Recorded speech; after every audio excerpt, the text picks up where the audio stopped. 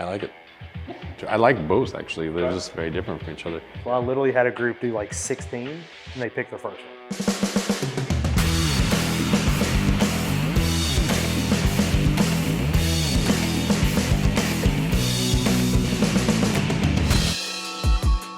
Yeah.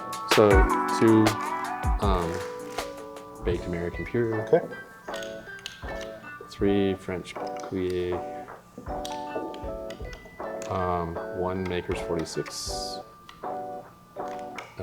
3 of the roasted French ambiance, and 1 toasted French spice. Cool.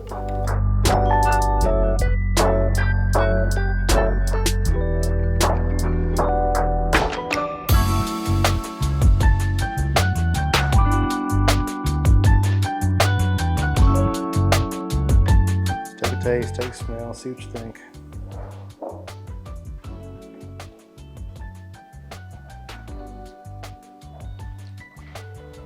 I like it.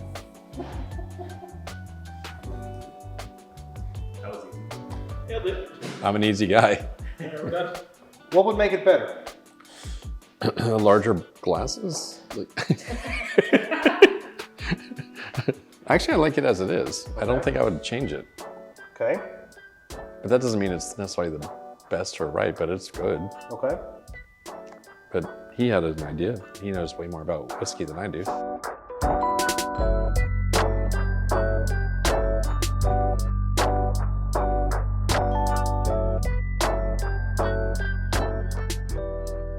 I like this one, but it feels like it's missing something. Okay. What would that be?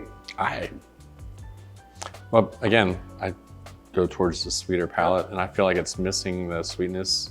This tastes like an older whiskey, like in a way, but I don't necessarily chase older whiskey myself. Like my sweet age spot for whiskey is usually like 6 to 9 years for the ones that I like. When I'm sporting, I drink the older stuff, but it's not necessarily. Has a lot of tannins to it. Yep. It's got the baker's chocolate type tannins, but it's also got the dried fruit tannins. Right, and it dries your palate out when you sip it. It's very, very Chewy. chewy, but wine tannin heavy. Yeah. Right. It's really tart. Which, that is what you were hoping to see, because it does taste like an older whiskey.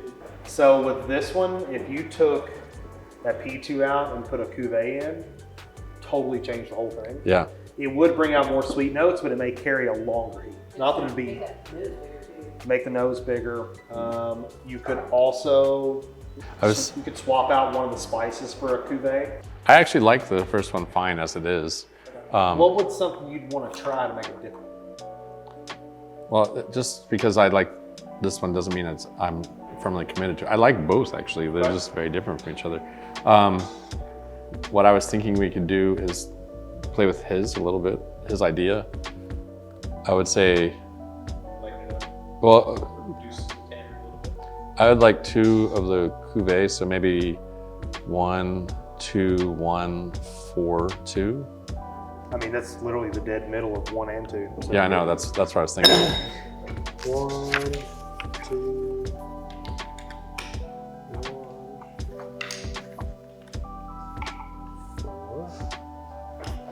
Bingo. It actually doesn't matter. Yeah, that's what I mean, I've done these back in the day when we started this. We used the, throw shit at the wall method. Yeah. And so every group would do like 15 combinations. Yeah. I literally had a group do like 16, and they picked the first one. Now, granted, nobody could taste anything. Yeah. Because we were all pretty noodly by that point. Lubricated. But that's why with our messaging, we've skewed everything to a goal. Yeah. When we talk about stuff in the still house and limitation and stuff in here, it's all designed to create that goal in your head, even if it's subconscious. So when we get to this part, we can focus on what you like and just kind of cut out what you don't like. This one feels dry. Yeah. It's weird. No, that's a no. Yeah, I like yours. I think I'm gonna go with the 1 though, because I know my customers, and like, that was a cool experiment. It's delicious. It does taste like an older whiskey. Like it hits those notes you get from like a 13, 14-year-old. What if you went off this one, Because you're still only one stave, you'd be only one stave different from here. Yeah. Took this out, take out some of that heat, and put an extra cuvee in. Wouldn't that be almost exactly the same as this then? It'd be close, but it'd Yeah. have a little bit more density because you'll have one less P2 Yeah, and you'll have one extra modular. So it'll be just essentially a darker version of this. right. I mean, can we try it for them? I'm not trying to make you No. break your own rules. So you could do 4 Mondiants like you did here, or if you like that 46, you could do 2 Mondiants here. It's still kind of the same change. Sure. either way. So do 2 46s. Sure. So you're still only one stave different here. Right. You're also only one stave different here. Yeah. 2 staves different. Pretty close. Yeah, for me, the Cuvier was the common note that I really enjoyed in all of the ones I had. But yeah, this sounds fun. This is still too cloying. Like it, Of March or April. the flavor in my mouth April, after this Jared one will be reminds good me of too. when you've eaten a piece of well-done steak. Like, I don't know why. It's not a good flavor. Like, Just the combo. yeah, it's weird. This is my first. These seats are just the wrong height so that my feet are hanging like a little boy. Like, woo.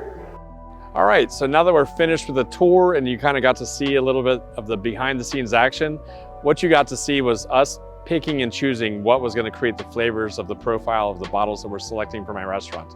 It's really cool. If you ever get a chance to come to Maker's Mark and do this experience, you have to, hands down. There is no other distillery that does what we just did here at Maker's Mark. Thanks for watching, guys.